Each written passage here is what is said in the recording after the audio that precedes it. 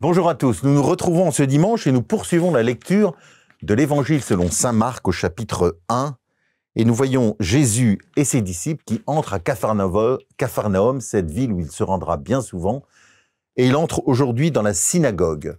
Il nous est dit au tout début de ce passage, qu'on était frappé par son enseignement car il enseignait en homme qui a autorité.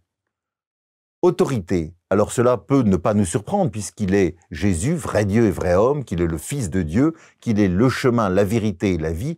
Et donc cela nous paraît normal ou bien juste qu'il enseigne avec autorité. Autorité, cela veut dire ce qui nous fait grandir. L'autorité, c'est ce qui fait grandir.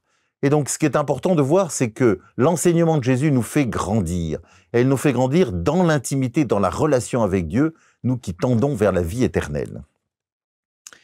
Et puis dans la suite du texte, on voit un homme qui est tourmenté par un esprit impur, nous dit l'Écriture, qui se met à crier « Que nous veux-tu, Jésus de Nazareth, es-tu venu pour nous perdre ?» Alors on peut déjà remarquer que dans l'Évangile selon saint Marc, le premier qui reconnaît en Jésus le Messie, le Fils de Dieu, c'est le démon, à travers cet homme dans la synagogue de Capharnaüm.